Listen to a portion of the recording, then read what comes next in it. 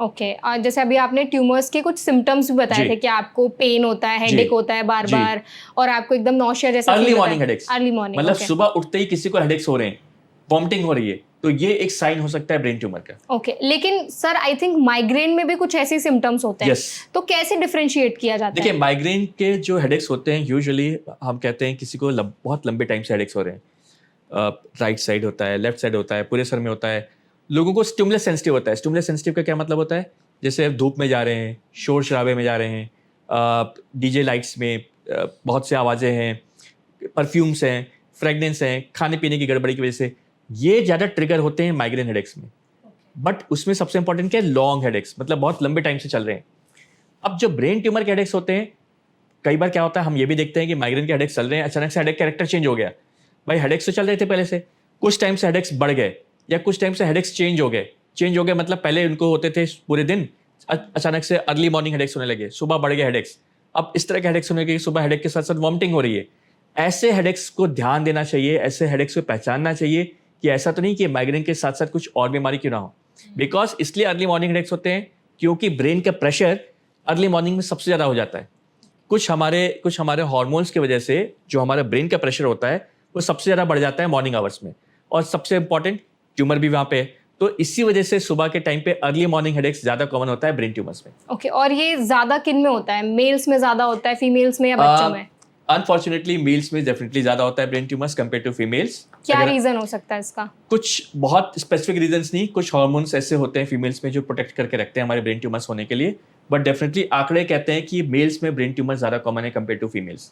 Okay और इसका मतलब कितना चांसेस होता है कि सर्जरी के बाद ऑपरेट हुआ तो ये पेशेंट बच जाएगा? देखिए ब्रेन ट्यूमर के आज के डेट में surgery option is one of the very good option जो हम लोग हमेशा पेशेंट्स को एडवाइस करते हैं। बिकॉज कुछ ऐसे ट्यूमर्स होते हैं बहुत अच्छे तरीके से जब हम सर्जरी कर देते हैं ट्यूमर रिमूव हो जाते हैं, but definitely there is a chance of recurrence.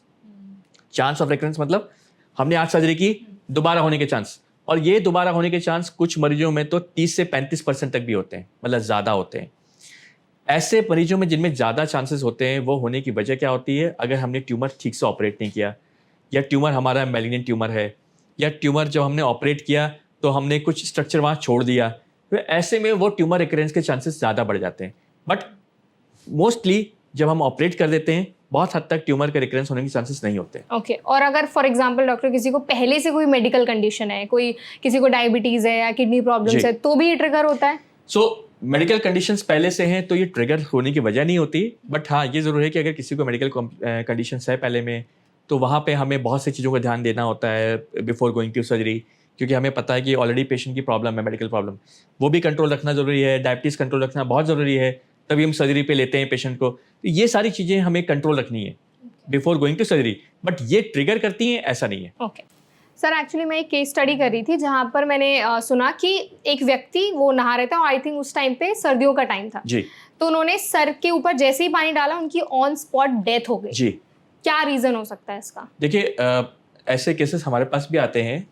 Usually क्या होता है कि खासकर सर्दियों के टाइम पे, आपने शायद सर्दियाँ ही बोली मेरे ख्याल से। हाँ सर्दियों के टाइम सर्दियों के टाइम पे बहुत कॉमनली हम लोग जो देखते हैं स्ट्रोक्स के नंबर्स बढ़ जाते हैं, ठीक है, जिसको हम पैरालिसिस के नंबर्स बढ़ जाते हैं। होता क्या है कि स्ट्रोक के नंबर क्यों बढ़ते हैं? क्योंकि हमारी जो ग्रंथियाँ होती हैं, जो वेसल्स होती हैं, जो ब्रेन में ब्लड लेके जा रही हैं, वहाँ पे सर्दियों में सिकुड़न होने के चांसेस हमेशा बढ़ जाते हैं। बिकॉज क्या होता है, कुछ हार्मोन्स ऐसे रिलीज होते हैं सर्दियों में जिसकी वजह से जो हमारी वेसल्स होती हैं जो मोटी होती हैं वो पतले होने के चांसेस बढ़ जाते हैं, और कुछ ऐसी वजह सर्दियों में ब्लड प्रेशर शूट होता है, ज़्यादा बढ़ जाता है। जैसा आपने बताया किसी ने ठंडा पानी डाला, ब्लड प्रेशर यूटिनली हम लोग नाप पाते नहीं है, बहुत कम लोग होते हैं कि हम खुद से जाएं डॉक्टर के पास कि हमारा ब्लड प्रेशर देख लो। कई बार हमारे ब्लड प्रेशर हाई रह रहे हैं, हमने नपवाया नहीं, सडनली हमने कोल्ड पानी डाला या कुछ हमने स्ट्रेस इवेंट किया या कुछ भी। मॉर्निंग में अक्सर हम देखते हैं खासकर स्ट्रोक्स, खासकर जो ब्लीडिंग वाले स्ट्रोक्स होते हैं जहाँ पे ब्रेन के अंदर ब्लीडिंग हो जाती है, ये खासकर स्ट्रोक्स होते हैं मॉर्निंग आवर्स में, जब सडनली ब्लड प्रेशर शूट करता है और पेशेंट के स्ट्रोक होता है, पेशेंट को पैरालिसिस हो जाती है। अब कुछ 5 से 10% केसेस ऐसे होते हैं जब ज़्यादा ब्लड बह गया, नसें फट गई, वहीं पे ऑन स्पॉट पेशेंट की डेथ भी हो सकती है। लेकिन डॉक्टर एकदम से ये सारे इवेंट्स होते हैं या कुछ ना कुछ तो सिग्नल उनकी बॉडी में देती होगी ना? सिग्नल्स डेफिनेटली होते हैं जिसको हम लोग स्ट्रोक के सिम्टम्स ही कहते हैं, जिसको हम TIAs कहते हैं। ये स्ट्रोक के सिम्टम्स या TIA जो होते हैं ये लगभग 20 से 25% लोगों में होते हैं। 100 में से 20 से 25 लोगों में ये आते हैं, लेकिन क्या होता है लोग इग्नोर करते हैं। जैसे कि अगर मैं आज आपको स्ट्रोक के सिम्टम्स बताऊं, तो एक निमोनिक होता है जिसको हम बी फास्ट कहते हैं। बी फास्ट का मतलब, बी फॉर मतलब बैलेंस प्रॉब्लम, हम चलते चलते अचानक से हमारी चाल लड़खड़ाने लगे। ई का मतलब आई की प्रॉब्लम, अचानक से धुंधला दिखाई देने लगे, डबल दिखाई देने लगे। एफ का मतलब फेस की प्रॉब्लम, अचानक से हम देखें कि चेहरा टेढ़ापन आ रहा है, चेहरे में थोड़ा सा फर्क दिख रहा है। ए का मतलब आम मतलब अचानक से हाथ या पाँव में सुनपन हो जाए, हाथ उठा ना पाए, ग्रिप में दिक्कत होने लगी। एस का मतलब स्पीच, अचानक से हम बोल ना पाए, या हम जो बोल रहे हैं सामने वाला समझ नहीं पा रहा है, या हमारे शब्द नहीं निकल रहे हैं। टी का मतलब टाइम, उसी टाइम हमें नोट करना है और तुरंत एक स्ट्रोक रेडी हॉस्पिटल में जाना है। अब ये बी फास्ट जो निमोनिक है, ये इसलिए हमारे लिए बहुत इंपॉर्टेंट है बिकॉज जो मैंने बताया 20 से 25% में जो वार्निंग सिम्टम्स होते हैं वो यही वार्निंग सिम्टम्स होते हैं। अब कई बार हमने देखा है कि लोग को जब हम स्ट्रोक पेशेंट देखते हैं तो लोगों ने बताया कि डॉक्टर साहब हमें तो कुछ दिन पहले जो है ये प्रॉब्लम हुई थी, अचानक से आवाज़ में खराबी आई, ठीक हो गई, तो हमने ध्यान नहीं दिया। ये इसलिए वेरी इंपॉर्टेंट है बिकॉज ये वार्निंग सिम्टम जिनको भी आते हैं उनको स्ट्रोक होने के चांसेस मोर देन 30 to 40% होते हैं इन नेक्स्ट 2 वीक्स। इसीलिए ये जो TIA या स्ट्रोक के जो वार्निंग सिम्टम्स होते हैं ये जानना इसलिए जरूरी है ताकि किसी को भी इस तरह के वार्निंग सिम्टम्स आए तो तुरंत एक न्यूरोलॉजिस्ट से कंसल्ट करें। बिल्कुल, आई थिंक यही हमारी ऑडियंस से भी ये गुजारिश रहेगी कि अगर आपको ऐसे कोई भी सिम्टम्स दिख रहे हैं तो तुरंत अपने डॉक्टर से जाके कंसल्ट करें। इसके साथ ही डॉक्टर एक और मेरा सवाल है, आपने बताया स्ट्रोक के बारे में और हम ट्यूमर के बारे में बात करें, क्या ऐसा होता है कि स्ट्रोक ट्यूमर की पहली स्टेज है? देखिए, स्ट्रोक की कोई स्टेज नहीं होता है, क्योंकि स्ट्रोक ऐसी बीमारी होती है जो होता है एक बैक सडन पेशेंट के हाथ पांव काम करना बंद कर दिए, सडन आवाज चली जाए, सडन दिखने में दिक्कत आने लगे, सडन पेशेंट बेहोश हो जाए। ये स्ट्रोक के सिम्टम जो भी होता है वो सडन होता है। ट्यूमर के डेफिनेटली स्टेजेस होते हैं, ठीक है, जिसको हम बोलते हैं कि बेनाइन है, मैलिग्नेंट है, उसको भी हम स्टेज के फॉर्म में नहीं बोलते। जब हमारी हिस्टोपैथोलॉजी आती है, जो हमारी बायोप्सी की रिपोर्ट आती है, वहाँ पे स्टेजिंग होती है कि स्टेज 1 कैंसर है कि स्टेज 2 कैंसर है, स्टेज 3, स्टेज 4, वो बायोप्सी रिपोर्ट है। बहुत से ऐसे लोग होते हैं जिनके मिथ होती है, जिनके दिमाग में यार ये स्टेज कौन सा है, तो वो स्टेजिंग जो होती है वो बायोप्सी की स्टेजिंग होती है, वो ट्यूमर की स्टेजिंग नहीं होती।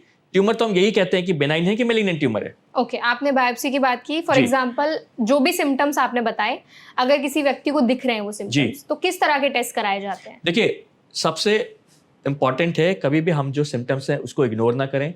हेडेक्स हो रहा है, अर्ली मॉर्निंग हेडेक्स हो रहा है, हमें दिखने में दिक्कत हो रही है, हमारी चाल में लड़खड़ाहट हो रही है, हमें अचानक से दौरा पड़ गया, तुरंत एक न्यूरोलॉजिस्ट से मिले। न्यूरोलॉजिस्ट उसी टाइम देख के कुछ टेस्ट लिखता है। जैसे अगर कोई मेरे पास आता है तो हम लोग सिटी स्कैन या MRI लिखते हैं, ज़्यादातर हम लोग MRI लिखते हैं बिकॉज आज के डेट में MRI की फैसिलिटी बहुत कॉमन है। अब MRI भी आज के डेट में कुछ स्पेशल MRIs भी होने लगे हैं, जैसे हम लोग जिसको फंक्शनल MRI कहते हैं, MR परफ्यूजन कहते हैं। ये ऐसे स्पेशल MRIs होते हैं जिनको हम लोग काफ़ी हद तक बता पाते हैं कि ट्यूमर किस टाइप का हो सकता है। अब हमने MRI किया, तब हमने देखा कि यार ये MRI में हमें पता चल गया कि ये ट्यूमर दिख रहा है। अब हम बात करते हैं इसको हम ऑपरेट करें। अगर हम उसको ऑपरेशन के लिए जाते हैं तो आज की डेट में because of artificial intelligence, because हमारे पास ब्रेन मैपिंग का ऑप्शन है, ब्रेन मैपिंग से हम क्या कर लेते हैं, हम बता पाते हैं कि हमारा ये ट्यूमर और आसपास के जो स्ट्रक्चर है अगर वो डैमेज होगा तो कितनी दिक्कत हो सकती है। इसी वजह से हम वो पहले ब्रेन मैपिंग कर लेते हैं ताकि उसको हम आसानी से ट्यूमर को बाहर निकाल सकें विदाउट डिस्टर्बिंग आसपास के स्ट्रक्चर को। तो लोगों को एक ये भी मिथ होती है, अरे ब्रेन ट्यूमर हो गया, हम इसको ऑपरेट कैसे करें। बट आज की डेट में बिकॉज ऑफ इतने एडवांसमेंट्स हो चुके हैं, न्यूरो नेविगेशन मशीन से, न्यूरो नेविगेशन मशीन से क्या होता है, हम पूरा 3D स्ट्रक्चर ब्रेन का हम लोग ऑपरेशन रूम के जाने से पहले तैयार कर लेते हैं। हमें पता होता है कि ब्रेन ट्यूमर यहाँ है और अगल बगल का स्ट्रक्चर ये है, तो हमें पता है कि वही चीज़ें हमें बाहर निकालनी है, बाकी चीज़ों को छेड़ना ही नहीं है। तो ये न्यूरो नेविगेशन, ये ऐसी चीज़ें हैं। स्टीरियोटैक्टिक रेडियो सर्जरी, ये आज के टाइम पे बहुत कॉमनली हम लोग करते हैं। स्टीरियोटैक्टिक रेडियो सर्जरी का मतलब होता है, पहले हम लोग ओपन सर्जरी करते थे कि हमने पूरा ब्रेन को खोला, सर्जरी की। अब हम क्या करते हैं, वेरी प्रिसाइसली ऐसी जगह पे अगर ट्यूमर कोई बैठा हुआ है जहाँ पे हम सर्जरी नहीं कर सकते, वहाँ पे हम हाई डोज रेडिएशन देते हैं पिघलाने के लिए, तो हम उसको स्टीरियोटैक्टिक रेडियो सर्जरी करते हैं। एंडोस्कोपिक सर्जरी का मतलब आपने सुना होगा, लोग लेप्रोस्कोपी करते हैं भाई हर्निया के लिए, गॉल ब्लैडर स्टोन के लिए। Same endoscopic surgery brain surgery के लिए भी करते हैं। हार्डली 12 मिलीमीटर का होल, इतना छोटा सा होल करके ट्यूमर को निकाला जा सकता है। लेकिन ट्यूमर कितना बड़ा होता होगा साइज में? तो यूजुअली वो जो एंडोस्कोपिक सर्जरी होती है वो कुछ स्पेशल जगह पे अगर हो तभी हम कर सकते हैं। बड़े डेफिनेटली अगर ब्रेन ट्यूमर ज़्यादा बड़ा है तो हम वहाँ पर नहीं कर पाते हैं, लेकिन ये भी एक ऑप्शन होता है। बट लोगों को पता होना चाहिए कि हाँ ये ऑप्शन हैं। एक लोगों ने जो मिथ बनाई हुई है कि ब्रेन सर्जरी के मतलब पूरा ब्रेन खोलो तब सर्जरी हम करेंगे, ये ऐसा नहीं है। आज की डेट में बहुत ऑप्शंस हैं। अवेक क्रेनोटमी करते हैं। अवेक क्रेनोटमी का मतलब पेशेंट टेबल पे है, ओटी टेबल पे है, हमने उसकी सर्जरी की, पेशेंट जिंदा है, जिंदा मतलब बेहोश भी नहीं है, उसको सब कुछ समझ में आ रहा है, हम उससे बात कर सकते हैं, उसकी ब्रेन सर्जरी चल रही है, तो दिस इज कॉल्ड अवेक क्रेनोटमी। हम लोग उसी टाइम जिंदा मतलब वहां पे बात करते करते फील हो रहा है, उसको पता चल रहा है मेरी सर्जरी हो रही है, हम उससे बात कर पा रहे हैं कि अपना हाथ उठाओ, अपना पैर मूव करो, हम सर्जरी भी साथ साथ कर रहे हैं। वो इसीलिए कॉन्सेप्ट आया कि उसी टाइम हमें पता चल जाए कि पेशेंट को कुछ प्रॉब्लम हो रही है, तो हमें पता चल जाए, तो दिस इज कॉल्ड अवेक क्रेनोटमी। ये एक अगले अलग अलग एडवांसमेंट्स आया है। तो ये इतने एडवांसमेंट्स जो न्यूरो फील्ड में आए हैं जो पहले नहीं होते थे।